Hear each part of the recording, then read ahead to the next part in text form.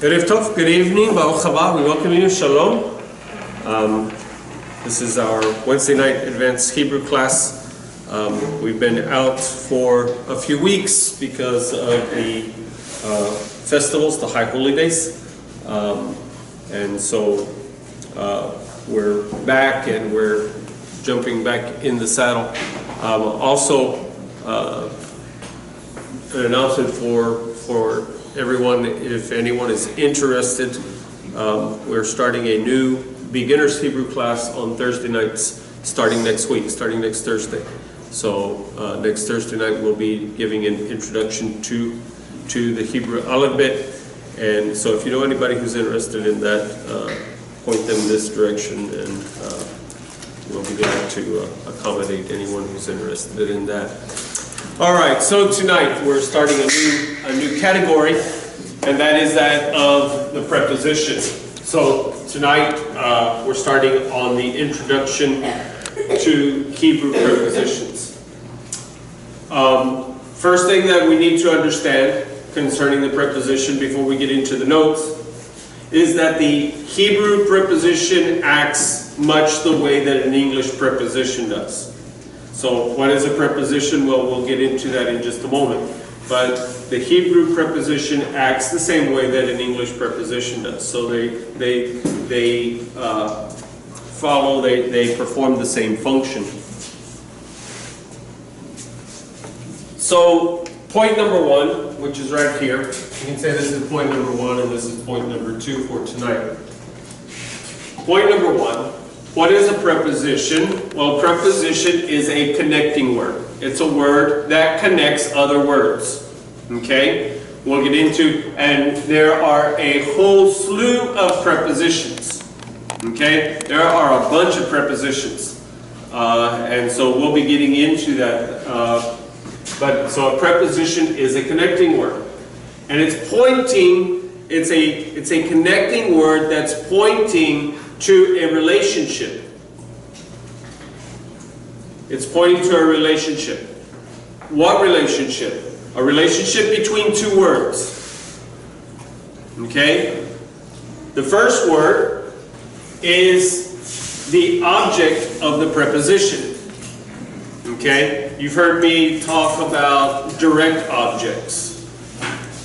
Direct objects refer to the recipient of an action in a sentence.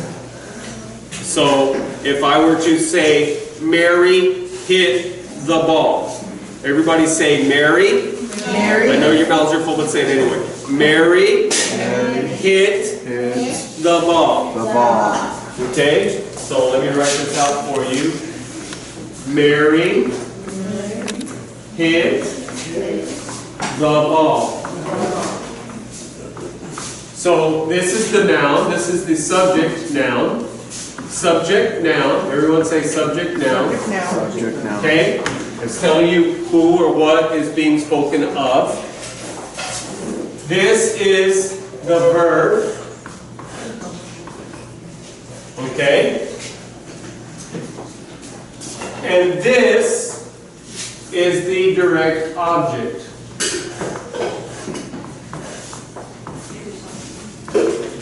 Say what?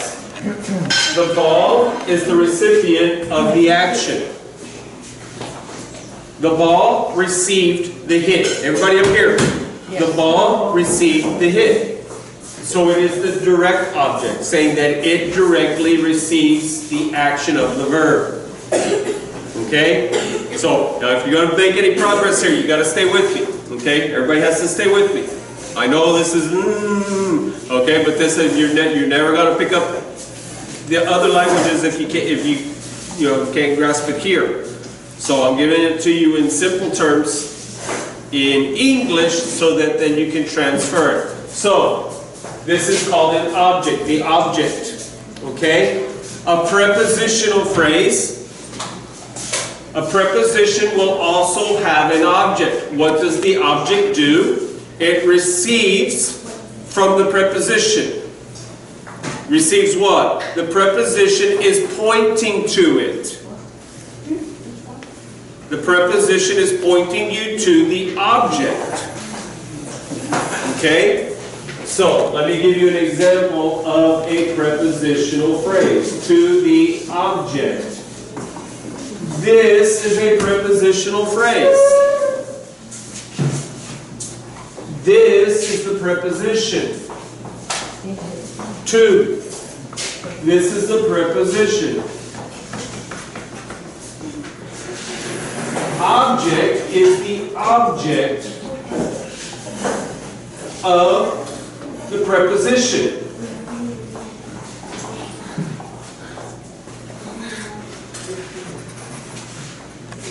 Do you see that? Notice in the sentence, a preposition is a connecting word. So here, preposition, this is your noun subject, is verb, a connecting word, pointing, notice here, to a relationship. This is a prepositional phrase in the middle of a sentence. Here you see it in action. To a relationship. This is called a prepositional phrase. Everyone say, prepositional phrase. Notice we're studying what? Prepositions. So, this is the preposition. To. What word is to pointing to? What word is to pointing to? Relationship. Very good. This is the object. So we call this the object of the preposition. Just like here, to the object. This is the preposition, and object is the object of the preposition.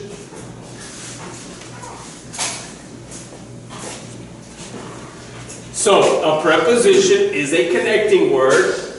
Right here, to is the connecting word. Are you with me? Yes. To is the connecting word. That's the preposition. Pointing to a relationship between its object and an antecedent. So, it's pointing to a relationship. This word is pointing to a relationship between this word and an antecedent. What does antecedent mean?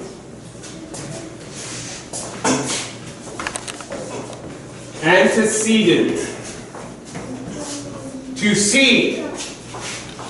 To come or to go. As if I were to tell you proceed. What am I telling you? Go ahead. Okay, so to go. Ante means? Before. Before. If you ever come across this term, if you study Torah, studying the Bible, you may come across, or any articles, you may come across this term, antediluvian. The antediluvian age, antediluvian age. The diluvian, this is speaking to the flood. Ante means what? Before. Before. So we're talking about. So antediluvian means what? The age where? Before the flood. Okay? If you study history, here's a word you will see.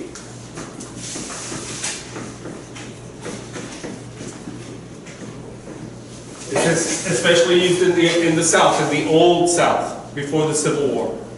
Okay? Antebellum. Everyone say antebellum. Antebellum. Say it again. Antebellum. Antebellum. So you're not just learning Hebrew words, you're going to learn English words too. Antebellum. Bellum means war. Ante means therefore the antebellum is what? Time before the war. So the antebellum South is the South in the period before the war. Speaking of the Civil War. And say antediluvian. Antediluvian. Say it. Antediluvian means what? Before the flood. Saying all of that to say antecedent means to go before. Okay? So an antecedent here, the word antecedent is a word that goes before. A word before this. Okay? So you have this prepositional phrase. Okay? Right here's the prepositional phrase. See that? So, what? There's a relationship between this word, the object of the preposition, and an antecedent that is a word that comes before.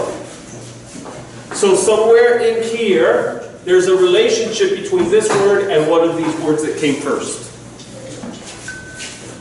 Everybody see that? Everybody understand? Any questions? No.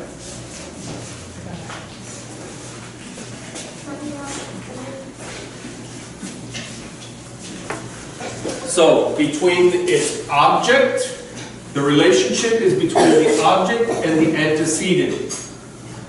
A word that goes before. Or comes before, either way.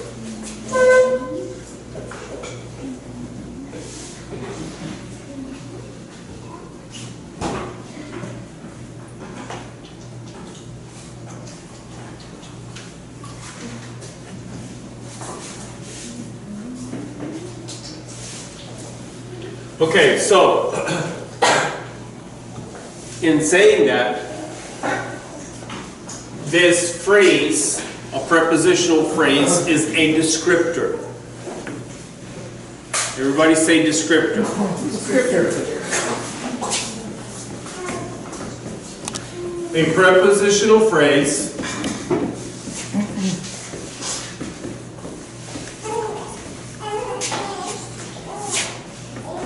is a descriptor. Saying that it describes. What do we call a word that describes? Huh? An adjective, okay? So, we have what are called adjective phrases.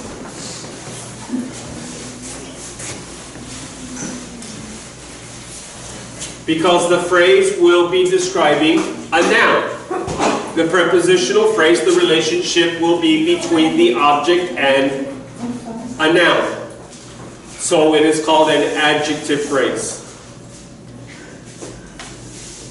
But there's another phrase, there's another way that it modifies, that it is a descriptor. It modifies, it can also modify the verb. What is a word called that modifies a verb, that gives description to the action? Adverb. An adverb. Everyone say adverb. Adverb. Say adverb. Adverb. Okay. If I said the boy is running fast. The boy is running fast. Fast would be an adverb. Why? It's describing not the boy per se, but what? The action. That his action is this way. His action is fast. So this would be an adverb. Okay? It's describing the action. Okay? So let's put this up here. We've already been through what an adjective is. Adverb is a word that modifies an action verb.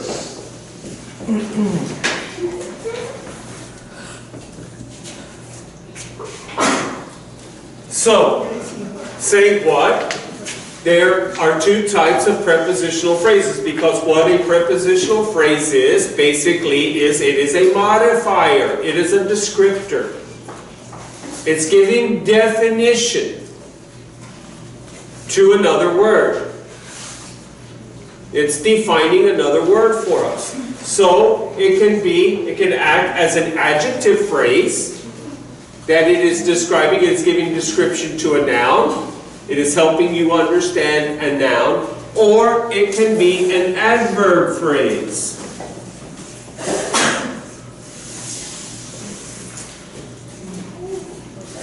It can be an adverb phrase in that it is giving description to a verb. Particularly what? To an action verb.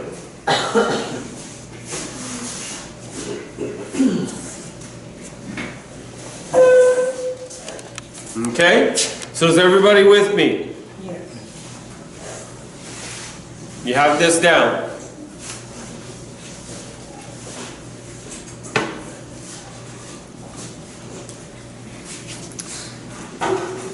Once again, remember that the Hebrew preposition acts the same way as the English preposition. They both perform the same function.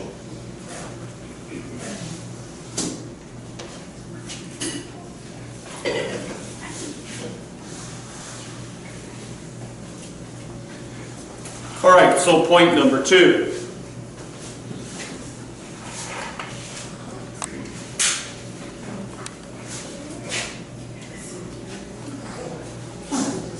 So here we have a prepositional phrase. We actually have a couple of prepositional phrases in these statements, in these notes.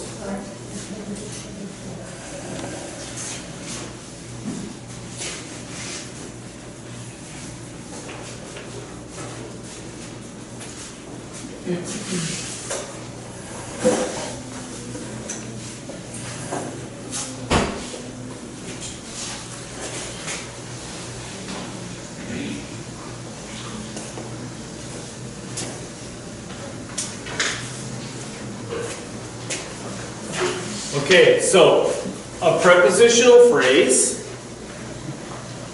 includes the preposition. Right here. Here's a prepositional phrase. To the object. That's a prepositional phrase. Okay? So, the prepositional phrase will include the preposition itself, which here is the word. Come on, the word to. This is interactive class here. Okay? This is how I know you're paying attention. You're too interested in your beans or something, I don't know. So let's try this again. The prepositional phrase includes, first of all, the preposition, here being the word to. It also includes the object of the preposition, which here the object of the preposition is the word object. Okay? And its modifiers. The object of the preposition may or may not have modifiers. Does this object of the preposition have modifiers?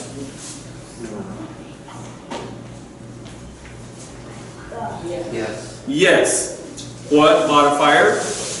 The. And the is what we call the. This is the modifier. This is the modifier. Why? Because it's telling you what? Specific object. Which one? Okay? This is called the definite article. The definite article.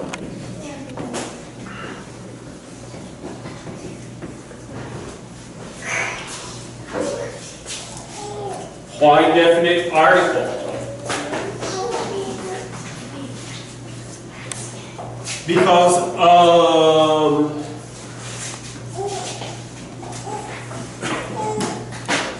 notice here is the other, here's the prepositional phrase we were working with that's in the sentence.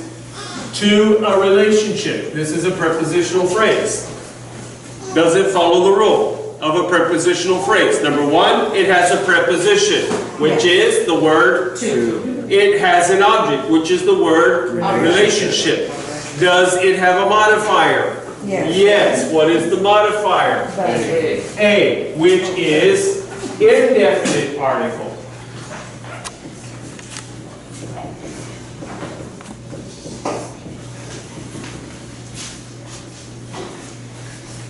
A or an is called indefinite article. Everyone say indefinite article. Indefinite article. Now, we've spoken a lot to these. So this should start being familiar with you because we've spoken a lot about the definite and indefinite article in Hebrew. Remember, in Hebrew we've spoken about the definite article is the letter he as a prefix ha. Everyone say ha. Ha. As in ha Torah. Everyone say ha Torah. Ha. Which means the Torah.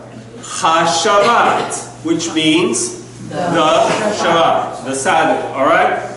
And remember that in Hebrew there is no indefinite article.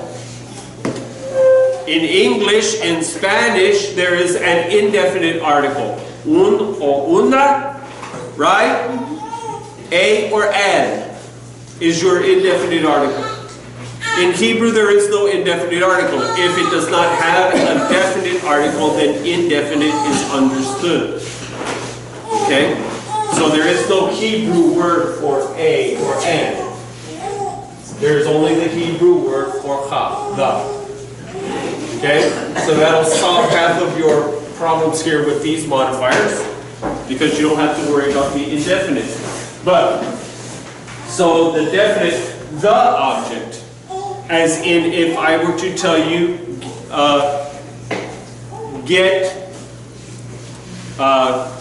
A book. get the book. Say what? When I say the book, I'm saying what? That A specific book, a definite. That's the word definite article because I want you to get a definite book, a specific book. If I tell you to get a book, what does that mean? You're walking around class as a kid, you know, you're walking around class or whatever, and the teacher tells you, I was told this many times, get a book and sit down. Now what is she telling me? Any book, right? She doesn't care which book, just get any book and have a seat. Correct? Yes. Yes. But if she wants me to read a specific book, then she won't tell me get a book, she will tell me to get the book. Specific book. A definite book. Okay? That is the difference. So, the means specific. A or an means general. Any. Indefinite. Okay? So, here, the modifier is telling me to the object, the telling me what? A specific object. Correct? You with me? Here, to a relationship, saying what? Any relationship. It's not necessarily a specific relationship. Okay? It's indefinite. So a prepositional phrase includes the preposition itself. Right here is your preposition. Here's your preposition. Here is the object of the preposition. And here is the modifier. Here is the preposition. Here is the object of the preposition. Here is the modifier.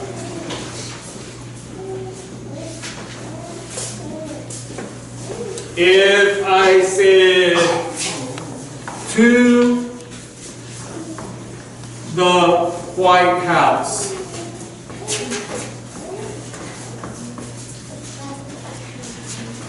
this is a prepositional phrase. Everybody with me? And the reason why I'm using to, remember I told you there's a bunch of prepositions, I'm using to because it's one of the most familiar ones. You use it frequently. Go to the White House. Correct? So, what is the preposition? To. This is the preposition. What is the object of the preposition? House. This is the object of the preposition. What do I have left? Two modifiers. Two modifiers. Everyone say modifiers? Modifier.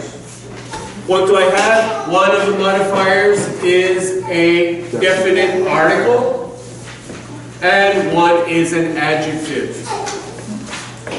What color house? These are both modifiers.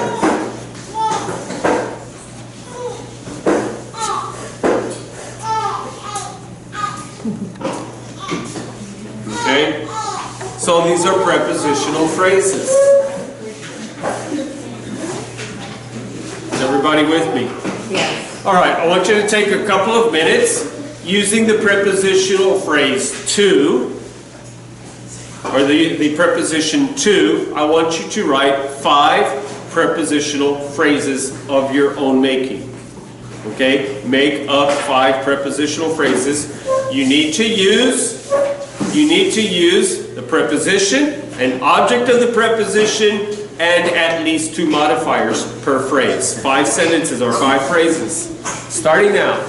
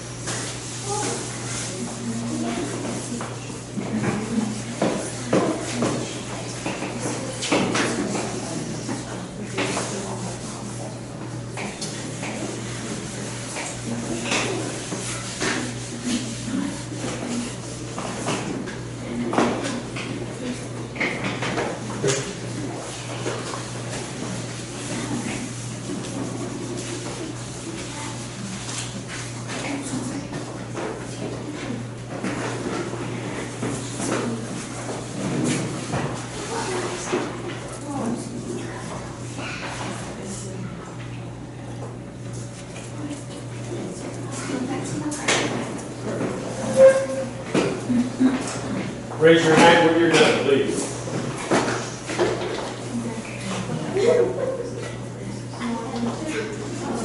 All the children are done.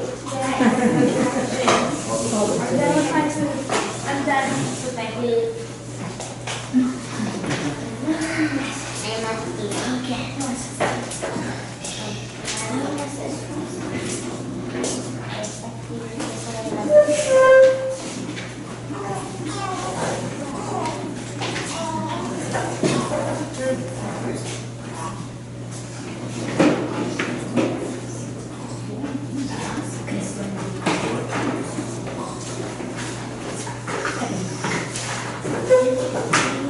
Your sentence needs, or your phrase needs a preposition, the word to, to, the object of the preposition, and any modifiers, at least 2 modifiers.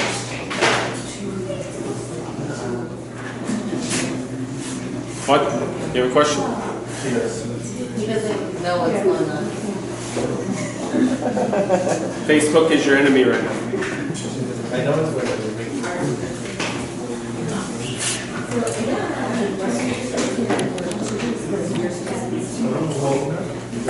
to start with 2 or any preposition? 2.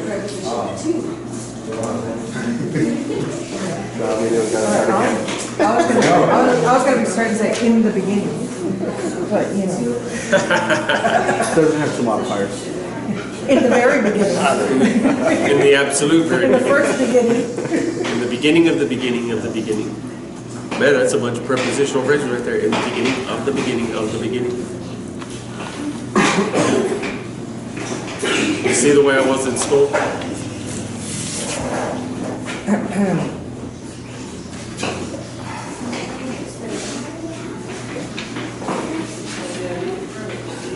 Okay.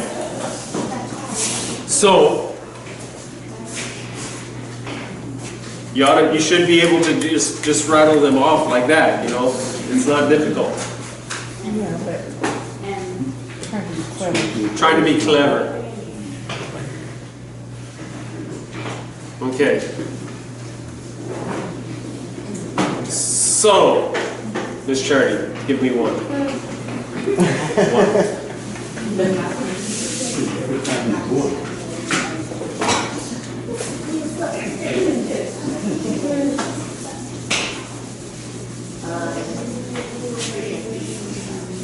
Going into the cruise. Okay, To the fast food. she said, I feel like this is Family Feud here. Going, she said, going to the cruise.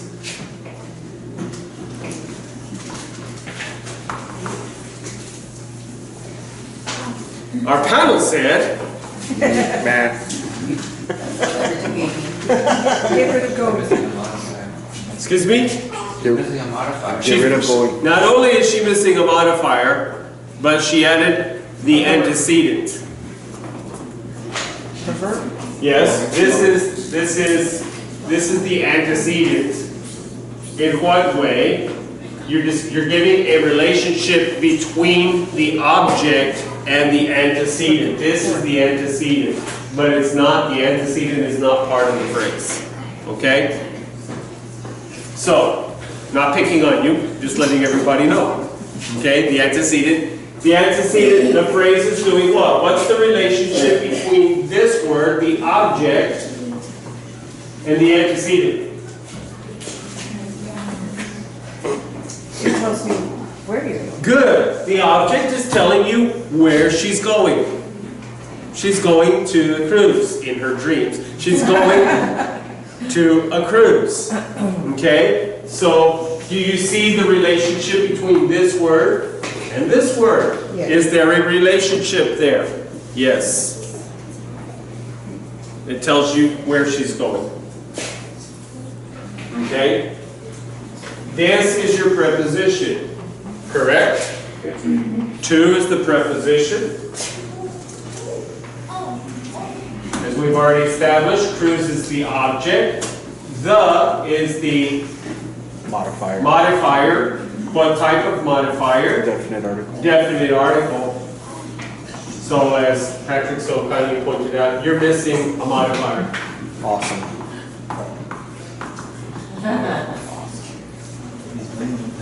Sorry, Jennifer. Relax. Going to the long cruise, the relaxing cruise, the Caribbean cruise or whatever, some type of descriptor. Okay, some type of modifier. Okay? Okay, yeah.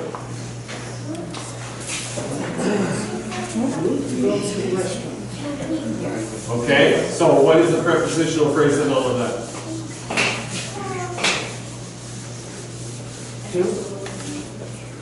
That is a preposition. Give me the whole prepositional phrase. To the restroom? To the restroom is the prepositional phrase. Now you see why we're doing this. Why I'm having you write it down, and then you're having to say it because now you're having to think about it because you think that all of this is the preposition or whatever. Just this part is the preposition and that's all I want. I just want the preposition. The preposition is not an entire statement or entire sentence. It's just a modifying act. A relationship, a phrase that is causing a relationship. Okay? So here, to the restroom. Everybody with me? Yeah. To the restroom. So the preposition is? To. To. So this is your preposition. So what's next? Object of the preposition is? Restroom. Restroom. This is the object. Modifier Or is it just is? So this is the modifier. It is what? the Definite definite article? article. Which verb? Good. PA. Somebody's taking a short. Definite article. Problem? Maybe. Because room could just be the object and rest could be the modifier. You what? I said room could be the object and rest could be the modifier. What kind My of, lawyer son here. the room in which we rest. Okay, there's supposed to be two modifiers, okay? But, okay, so were you considering that you needed to go to the restroom as in the room that you're going to rest in, or the restroom as in the facilities? I have a small history of that. Yes? I worked on a ship years ago at security, and it was a ship from Bangladesh. Uh-huh. And I actually had to go to the actual restroom. And I went and asked, where is the restroom? And they told me, this level, this door. So I went there. I opened the door, I went in. It was an actual resting room. Room. Yes, good. Well, you see the reason why? The reason why the restroom is called the restroom and not the bathroom, because when we think of restroom and we think of bathroom, typically today you neither rest nor bathe there. Okay? When you say I have to go to the bathroom or I have to go to the restroom, it's to use the toilet, correct? Okay.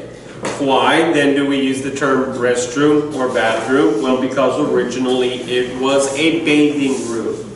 That is the room where you took a bath. Remember that back in the age, they did not have indoor plumbing. Therefore, what? If you needed the facilities, yes. If you needed the facilities, you went to La Casita. You went down the little trail, right? Okay. How many of you here use the little trail? We used the little trail. Okay. We had a house out on the farm, and we had there was a little tiny bathroom that one person could fit in, and there were 12 of us in the house. So back at the back of the farm, there was an outhouse. Okay, it was a two-seater, so it accommodated more than sufficient. Okay, so if this one was full, what? You ran the trail to the other one. Okay, and that way there was sufficient room for everybody. All right. So the reason is because a lot of the houses in the 1800s and such, even the 1700s, had a bathtub in one of the rooms of the house, where they would heat up the water and they would pour the hot water in the tub. There was no plumbing, no piping or whatever. The water was carried up and it was poured into the tub. Thus, it was called a bathroom. That is, it was the bathing room. Okay, that's where the tub was. Why is it called a restroom? Well, not so much with the men, but some of you ladies know that if you go into certain restrooms, they have a type of parlor in there. That is, there's an area where you can be seated, whatever. There's sofas, there's chairs, and these kinds of things. Yes, it's like a lounge. Because this was an area where the women could go and rest. They could undo their corsets a little bit so they could take a breath, okay? Because back then, the corsets were very tight, and so they could release the corsets, take a breath, sit down, and take the weight off, so to speak, okay? Thus, that was the rest room, the resting room, where the lady would go to rest, okay? So, added onto that was then the toilet facilities. Thus, the restroom became known as the word for the facilities. Because what? You're in polite company. So, if you need to use the facilities, you would say that you needed to go to the resting room. Or you needed to go to the bathing room. Because that's where the toilet was eventually put. Okay? Everybody with me? Yeah. So that's what he's saying. They told him he asked where the restroom was. It was actually a resting room. Okay? So that's why the question is this a resting room or is this a restroom? If it's restroom, then this is all what? An object. It is all one word. Restroom is all one word. If it's to use the toilet. Okay? If it's a resting room, then the rest room, then rest would be a modifier. Okay? So thank you, Angel, for making things difficult for us tonight. Anyway. Emilio, what do you have? To my very benefit. To our own house. To what? To our house. To our own house. To our own house. Very good. Okay? So here you have a prepositional phrase. Preposition is to. The object is house. Modifiers? Our. Two modifiers. Our own. Saying what? How's it modified? It's redundant, but our, it tells you whose. Yes. It is redundant, but it's actually it is a good sentence. Why? Our own house, because we say that all the time. My own car. I want my own car. Saying what? My car. I want my car, but when you put own in it, what? My car that I own. Thus, my own car. My house, our house that we own. Do you own the house? Your name's on the title and everything. All right. So, to our own house. Good. All right. Patrick, what do you have? To your whited sepulchre. To your whited sepulchre. To your whited sepulchre. I'll spell it the old English way. Okay, what is your preposition? To is the preposition. Object. Sepulchre. This is the object. What is a sepulchre? It's a tomb. Okay? As in what Yeshua was placed in when he died. A sepulchre. Okay? A sepulchre usually does not denote a hole in the ground. Usually it denotes something that's above ground, a cave, or, for example, in Louisiana, in New Orleans. New Orleans, the water table is very high. So when they tried to bury bodies in the ground, because the water table is very high, the caskets would just pop up out of the ground. Literally, they would pop up out of the ground because they float. Okay, so they would pop up out of the ground. So what do? They put a concrete slab and they form like a little building, right? And they put the tomb or the casket in there. They put the body in there. That would be a sepulcher. You go to Montmeda over there between San Benito and Rio Hondo, and they have the mausoleums. Okay? My company, I built 2 of those mausoleums. I got up in there when I first started working with my boss, Craig. This was back in the 80s, and we built 2 of those. We put forms in and poured concrete, and we would pull the forms out, do the next level, pull the forms out, do the next level, up like 5 levels. Okay? We had the doubles and the singles. As in two caskets, 2 coffins would fit, a single coffin would fit, what have you. And so, when you pull the form out, the concrete is not necessarily very smooth, so we had to get in there with blocks, sanding blocks. It would be like concrete blocks that were rubbed, with wooden handles on them, and we had to get in there and smooth the concrete so that the coffins would slip in easily and all like that. And so I was up there one day. I was on the very top level. We were 5 levels up, 5 stories, right? We were 5. I was on the 5th floor of this mausoleum, and I was in one of the doubles, and I was curled up in the back there, and I was sanding and sanding and sanding, trying to get an area smooth.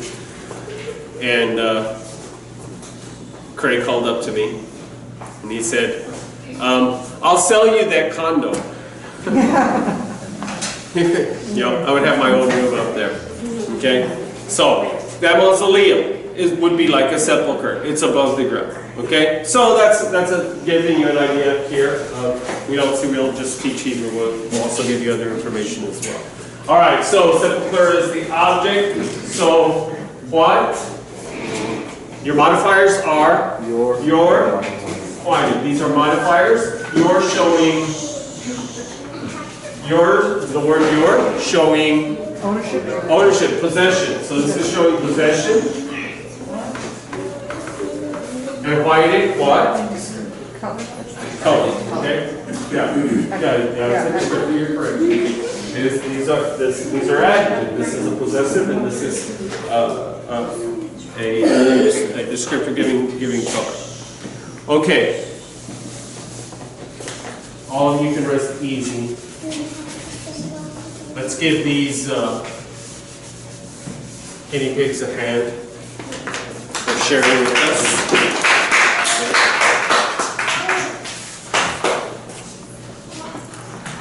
So, what we're going to do next week, we're going to stop there. You have the idea of what a preposition is, right? So, next week what we're going to do is we're going to go through the different types of prepositions. Because there are several types. There is what is called positional, directional, temporal, and agency. And they have different functions. So remember, I told you that there's a whole slew of prepositions. There are a bunch of prepositions. If you Google preposition, okay, it'll give you a whole list of prepositions. I mean, you can literally, it's like a page of words that are all prepositions that all form this function. Okay? So next week what we're going to do is we're going to get into the different types. I want you to think about what you just did tonight. Okay? I want you to think about it when you put it into practice, when you're talking, when you're writing. Recognize the prepositional phrases. There, you can give your kids homework now. Yeah. Look for the prepositional phrases in your sentences, in your sentence structure, whether you're talking, whether you're writing. Look for prepositional phrases. Okay? So we'll give you 5, and then we will start Tree of Life.